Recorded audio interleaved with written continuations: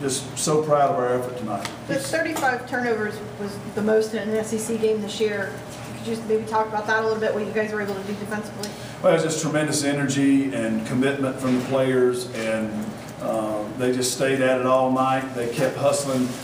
Even when we were struggling scoring, I was not upset. I was so happy with the hustle, and I just tried to tell them to keep hustling because they hustled from the opening buzzer to the final one.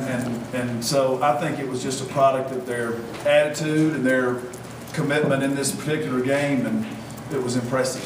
What did you see in that run, 20-18, something like that, and kind of take off? What did you like that? Yeah, I just felt like I just kept trying to tell them at each time out that we would. I thought it would pop open if they just kept hustling. I thought we'd start making shots. Shots would start falling. We talked about it at halftime. We thought if we would do a couple things offensively, might help us out. But really, if they just keep hustling and try to turn transition points, turnovers into transition points, it would all work out for us. And they did. They hung in there and kept giving great effort, and it finally we got on track there. Matthew, Tennessee lost tonight at South Carolina, or South Carolina beat Tennessee at Tennessee tonight. That kind of puts you guys firmly in the driver's seat.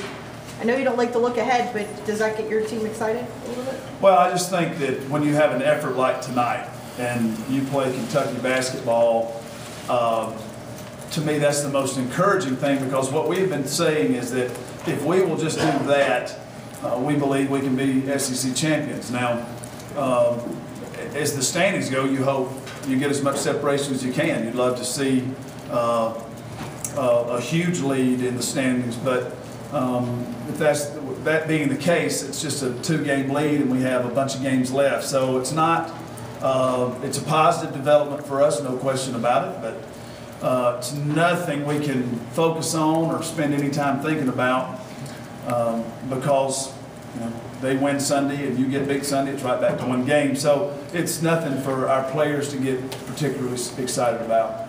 Evan's good line included 7 steals. Coming up for a place. Tremendous effort, activity, hustle, just a great performance, energetic performance. It's not surprising. She's an energetic kid, great character kid, and just gives us everything she has every night out.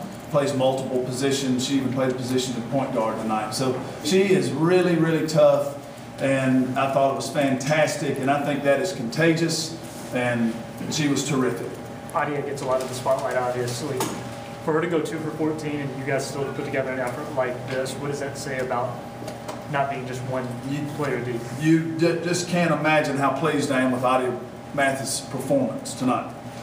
2 of 14. If she had not had a good attitude, would have been 2 of 8 or 2 of 7. And when she shoots, good things happen for us. They committed so many people to her tonight. It was tough.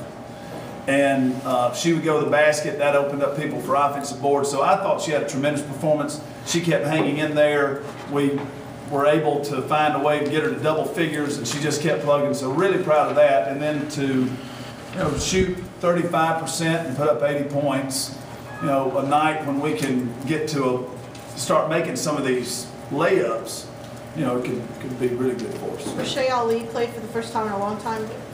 I guess, is she through her punishment? Yes, let's put it this way. Rashay's day-to-day, but aren't all we? We're all probably day-to-day, but, I just wake up every morning hoping that we can get through another day with Rashay.